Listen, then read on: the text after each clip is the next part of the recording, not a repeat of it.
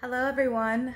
So for today's video, I'm going to talk about what my experience was and what I think most people can expect from being pregnant with their first baby after they are 35 years old. Welcome to my channel. My name is Gladys and our channel is Home with My Glad. It's a channel I share with my husband Michael, and we are so glad that you decided to watch us today. So like I said, my current content is about being pregnant after 35, and first let me begin by telling you my experience is not the same as that of other people's. Like, I don't think you can generalize this experience in any way. Everybody is going to go through something different, go through a lot of different symptoms and just pregnancy issues depending on your personal body and body chemistry and everything like that. So let me begin by saying that I'm going to describe what I went through and what I think most people usually go through. So a couple of things that I think most women over 35 expecting their first, or even not even their first baby, like their second, third baby, are going to go through is, I wasn't aware that when you're over 35, you're considered a geriatric pregnancy. It sounds so bad. I never thought of myself as old in any way. I know I was 35 when I got pregnant, but I never thought of myself as old. I just didn't. So just being labeled as that was a little unexpected. So first expectation, you're a geriatric pregnancy. And if it's your second, or if it's your first baby, I think it's called you're a prima gravida. That's another medical term. I'm not a doctor, not a medical doctor or anything like that, so don't quote me, but I think that's another medical term for first pregnancy over 35. I believe in Great Britain, the geriatric pregnancies begin at 40 and above. However, in the United States, from everything that I heard when I was pregnant, geriatric pregnancies begin at 35. So that's where I was. I got pregnant when I was 35, had my first baby when I was 36, and she's completely healthy. My pregnancy was really good. She herself developed really well, really healthily. My symptoms are another story, two separate issues there. But so generally, for most people over 35, that's the first thing they can expect. It's called geriatric pregnancy. Second thing that you can expect in that special category is you're gonna get a lot of ultrasounds. Since you're considered a geriatric pregnancy, you're considered high risk. So I had ultrasounds every 4 weeks, believe it or not. And you may or may not think that's a good thing. I know I've heard and met a lot of people who don't like to get a lot of ultrasounds because it's technically like radiation going to the baby. I wasn't against it. I was very for seeing my baby as often as I could. I wanted to see what she was developing like. Any chance to see her, just to know that she was healthy and to know that she was there, basically, I took. So I personally really liked being able to have ultrasounds every 4 weeks covered by my insurance, simply due to my age, and not because I had any other sort of pregnancy complication, which I did not. So issue number 2 that you should think of is that you're gonna have to go to the doctor a lot. Towards the end of the pregnancy, not only will you have to have the ultrasounds very often, but you're gonna have to go to, if you've ever had a baby before, you know you're gonna have to go to the doctor towards the very end every week, towards kind of the very end every couple of weeks. So that's another thing that you're gonna have to deal with, a lot of doctor visits. Yeah. Third thing I'm gonna say is you're gonna get a lot of opinions from friends and family. If you've waited this long to have a baby, you have probably already been dealing with this. Like, people are probably already asking you, especially if if you were married or have been married a couple of years, when are you gonna have a baby? You know that the clock is ticking and the risk of Down syndrome increases after the age of 35. Comments like that, unsolicited for the most part, but chances are you may have heard comments like that. So that'll be interesting. And you may even hear some negative comments about your decision to have babies after that age, that it isn't a good idea because there could be a risk of pregnancy complications and birth defects. So be aware that the longer you wait, the more unsolicited comments you're gonna get from people. But I just personally always brush them off. I knew that I wanted to wait. Our story is a little different. I got married very young at the age of 19, and we wanted to finish school, work on our careers. We knew that's what we wanted when we got married. My husband was military, he was Air Force. So we knew that's what we wanted to do. Again, our relationship, being that he was military, was hard at times. So it just never felt really like the right time to us prior to recently, in addition to the fact that we wanted to wait. So that's kind of the path that we chose to follow. But I encourage you to, if this is a decision that you're coming to at this time and you're watching this video because you've decided that right now is like the time for you, good for you. Don't let anybody influence that decision. If you feel like it's the time, then it is. Great. So yeah, those are my kind of a very basic list of generally what to expect about pregnancy over 35. So now I'm gonna go into my personal experience of what it was like to be pregnant at my age. So I got pregnant in technically May of 2020, and my daughter Delilah was born in February of 2021. Yes, it was COVID times. It just like was the perfect time for us. We were home. We decided that we wanted to grow our family at that time, so we tried, and it happened. We had tried a couple of years before this. I will say that from the time I was about 33 onwards, we weren't taking precautions to not get pregnant. So we were kind of taking it as it came. It just so happened that this time we actually got pregnant. But if you're gonna look at the entire time that we were actually trying to not get pregnant, it did take us a little bit, like kind of a while, about a couple years. But again, we weren't trying to actually like month by month say, okay, I'm ovulating today, like it's time, you know, let's go. That wasn't us. We were just not taking precautions for that amount of time. So finally, in May of 2020, during COVID, it worked. We got pregnant. I did not think that I could actually get pregnant. I just didn't. So I am kind of a paranoid person. Before I was even due for like my cycle or anything like that, I'm just like, okay, I feel like I have to take a test. I don't know what it was, but I think I was nauseous one day when I was blow drying my hair or something, but I wasn't sure if it was because I'd had too many drinks the night before, just like, I wasn't sure what it was, but I felt like unusual, and that tipped me off, and I'm like, okay, maybe I want to take a test, but my period wasn't due for like 2 or 3 days. So that was my personal experience. I didn't expect the test to be positive. I took one of those little ones that said yes or no, yes plus, no minus, and it said yes plus. And I remember taking it first. I didn't like, I had to process that it said yes and how I felt about that, me personally. So I sat there and processed it, and it was June 5th of 2020 when I found out. And I remember thinking, my husband's birthday is June 16th, and I'm like, do I want to wait for his birthday to tell him that we're pregnant, or do I want to tell him now?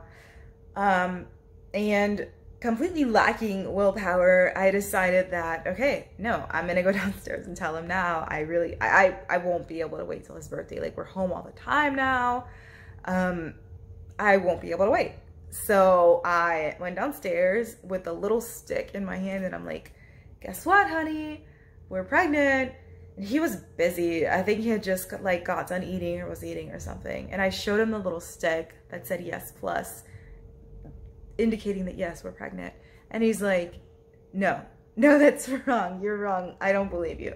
I think he was kind of in a state of shock himself. And I'm like, no, actually, no, it's I wish I would have recorded this.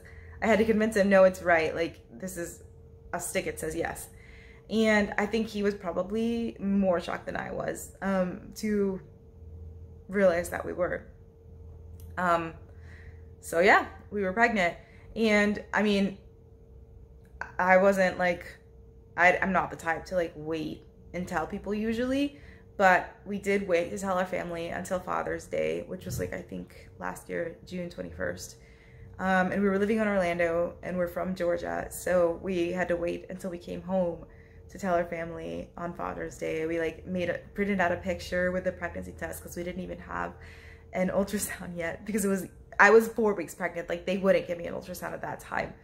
My PCM did see me and confirmed through a urine test my pregnancy, but like, oh yeah, they're not going to give you a ultrasound, or most OBs like won't even see you or give you an ultrasound that early in your pregnancy.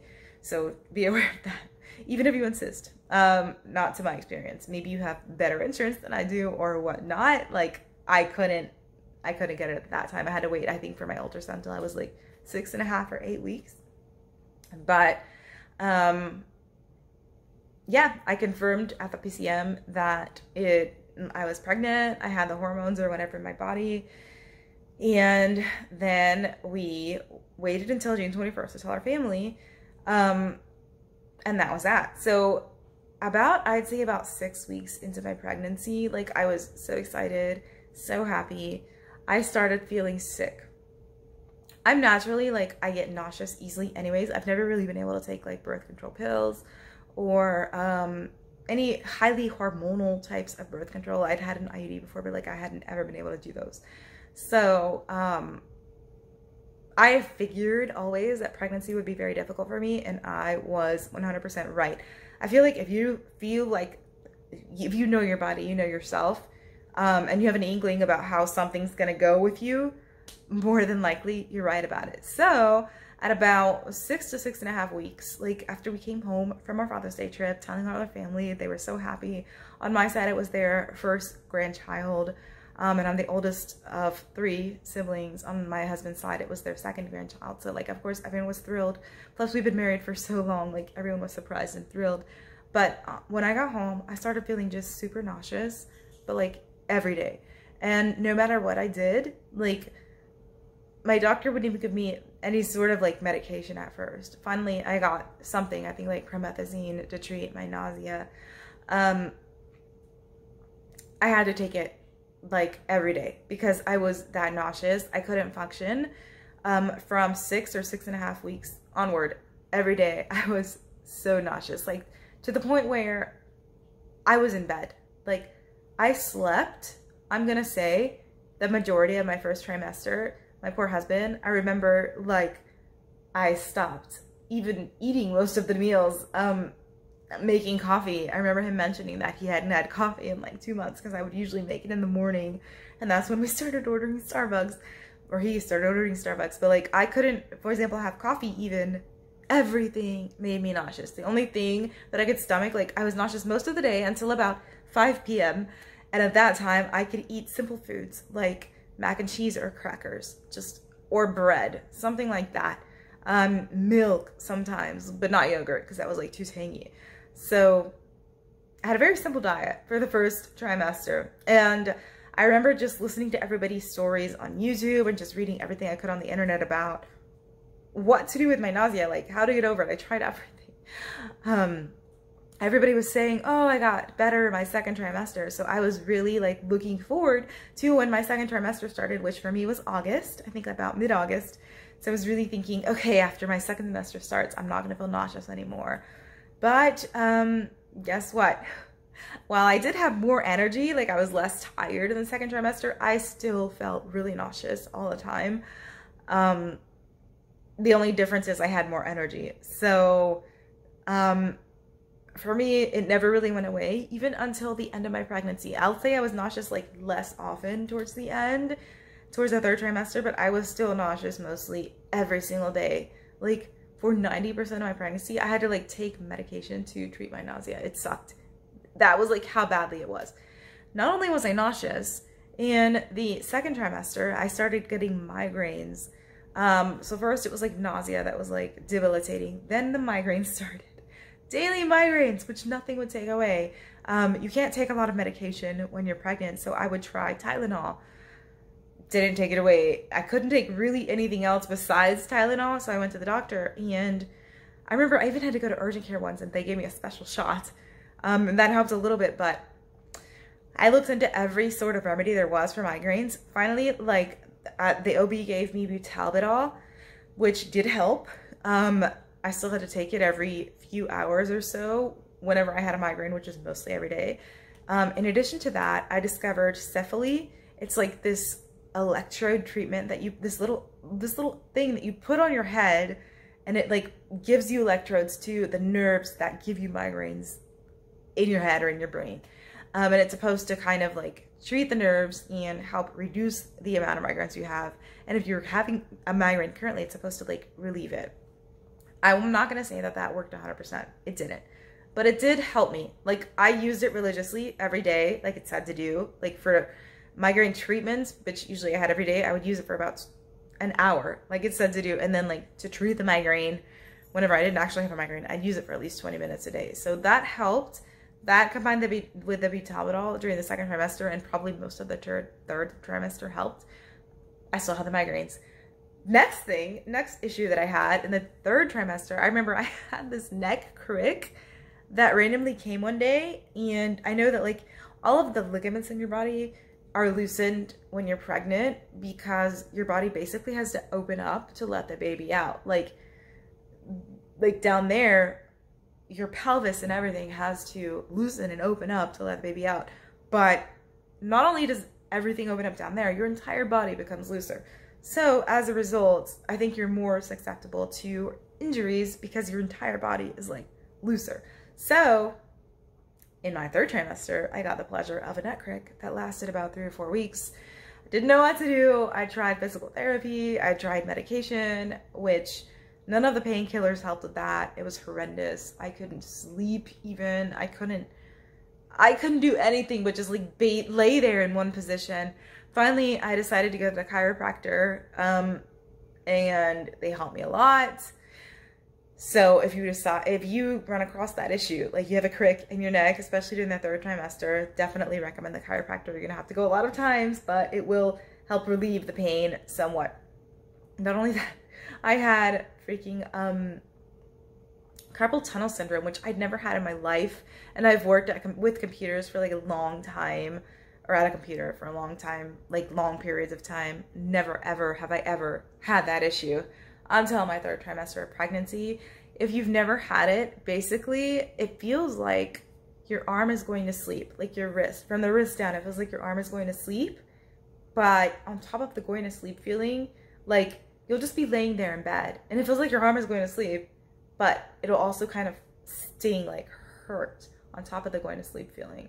And it's because I think like your body retains so much water, it like pinches the nerves in your spine and in your arm and makes them feel this way, like causes the carpal tunnel.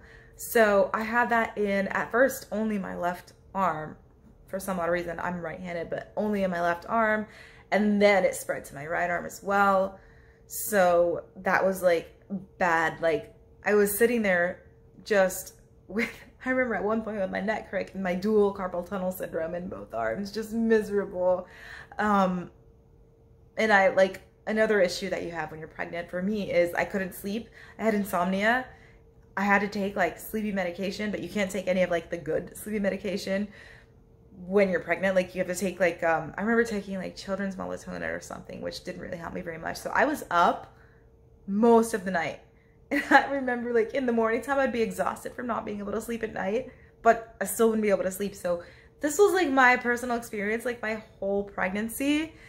Okay, all right, that's like all of the issues I had. There might be some that I'm missing, but right now that's everything that I can think of until the very end of my pregnancy. So, surprise, surprise, if you are a geriatric person getting pregnant over 35, they are going to want to induce you. They are going to consider you high risk and give you all of this data about why it is a good idea to induce women over a certain age at 39 weeks. Even if you've had no pregnancy complications, like this whole time I've had all these symptoms, but every time I went to an ultrasound or an appointment, my baby was growing beautifully. She was gorgeous. She was perfect. Like, at least I thank God for that. She grew like a perfect little flower. inside of me. I never had to worry about any of her health, nothing. She was just perfect. To this day, she's perfect, like developmentally perfect. Everything about her is perfect. At least all of the issues I experience and not her. So that's great. So she was perfect, but just because of my age, they wanted to induce me, which means that I was very kind of pro, like I really wanted to try natural childbirth. I was even speaking with a doula whom I really loved, Michelle Smith out of Orlando. She was really great to work with. And she actually encouraged me to kind of stand my ground and not go through with the induction. However, I decided that I kind of like, for me, it was right because everybody, like all of my medical professionals were recommending it. And for a selfish reason as well, I had dogs at home, but no family around. So I was worried that I would go into labor and me and my husband would have to go to the hospital and like I wouldn't know what to do with my dogs. And I know that's not a really good reason to decide to induce your pregnancy. But like for me, my dogs have been my baby for 14 years. And it was a really stressful issue not knowing what I would do whenever I went into labor, what I was going to do with my dogs. Like it was stressful for me. So the thought of like being able to have a scheduled delivery and be able to put them in daycare like the day before, to me that like made sense. So in my 39th week, I went forward with all of my medical professionals recommendations that I get induced in spite of, I kind of felt like my body wasn't exactly ready, and I knew that biologically my labor would start when it was ready to start. Like if my body can create this baby, my body and God, it can create this baby from like a little tiny cell to what she was whenever she was born, like my body would know when to go into labor without any issue despite my age. Like that's ridiculous if they tell you that you need to be induced over a certain age. Like no, your body knows what it's doing in my opinion. And unless you've had several complications throughout your pregnancy indicating that your labor might actually have complications as well, or you need to have a C-section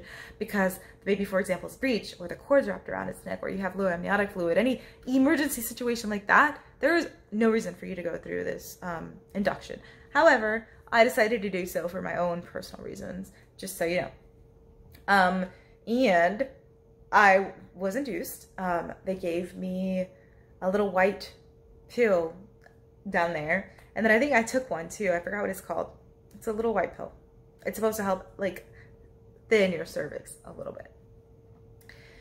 It didn't really work well for me. Like I sat there in the hospital for a day and a half and didn't get any sleep and just didn't progress. My labor didn't progress because my body wasn't ready until they finally started giving me Pitocin, and they expanded my cervix with like this bulb that they use. I don't know what the medical term is for the bulb. Basically, your cervix is a hole. They use a bulb to go inside. It's like think of a balloon on a stick. That's what it is. It's gonna go, the balloon on a stick is gonna go inside your cervix and expand the cervix, physically expand the cervix until it like opens, and then once your cervix is forcefully expanded enough with that balloon, it's gonna fall out. So that's what they did. Pitocin combined with that. Then I really started progressing. My plans for natural childbirth did not work out. When I was like very, like a small amount dilated, I think like a fingertip dilated, I asked for an epidural because just the contractions were making me cry every time. I remember just like being curled up in a ball. Poor Mike was holding me, not in terror, not knowing what to do because I couldn't handle the pain and I was just like barely dilated. So that being said, once I started like dilating and with a balloon and with a Pitocin, it went relatively quickly. I think I had my baby within about 10 hours from the time I like started dilating until she actually came out. But if you want to go with the natural childbirth route, like kudos to you, because I could not handle that pain. It was like, for me, horrific, and the epidural really worked wonders. I didn't feel very much at all until I was actually pushing. And when I was pushing, I did feel like discomfort and like pressure, but nothing I couldn't handle. Oh, another point or another thing that you should totally do, regardless of your age, having a baby. I asked for, and this might be too graphic for some of you, I don't know, like maybe not every one of you is going to want to see this. I asked for a mirror for when she was coming out so I could see like the entire process. So I saw everything. I saw every time I pushed the progress that I made down there. And like when she actually started coming out, I saw her head come out. And like every push that I made, I saw like her little head with little hair. That was amazing until like she actually came out. I remember that was, and I got to see it. And that was awesome. And that's not something I would trade. I got to see it and it wasn't painful. So it was kind of a long labor. I'd say about 2 or 3 days because my body wasn't physically ready to do it. But it worked out thanks to modern medicine. And my baby is so healthy today. She's 5.5 months right now. I'll say I'm mostly recovered. Still working on losing like some of the baby weight, but my body is physically mostly recovered. When I sleep, I still have a little bit of back pain if I lay on my stomach. Besides that, it's fine. And that's basically that. Like, I feel like, I don't know that I want to have any more kids right now, like, or for a while, long while, but it's not something that I wouldn't do because of my age or anything like that. I feel like with the way things are technologically right now, women can do this for a long time past the time when I did it. And if that's your situation right now, if you are a mother or pregnant over 35, great for you. If it's your first baby, don't be afraid. Don't listen to like any negativity around you. Do what you think is right for you always, and just be positive. Try to have as healthy of a pregnancy as you can. Try to have like, do labor like the way you want to do it. Whatever feels right for you, that's what you should do. And that's basically it. I hope this video was helpful. If you like this video, please consider subscribing below and look forward for future videos. Thank you so much.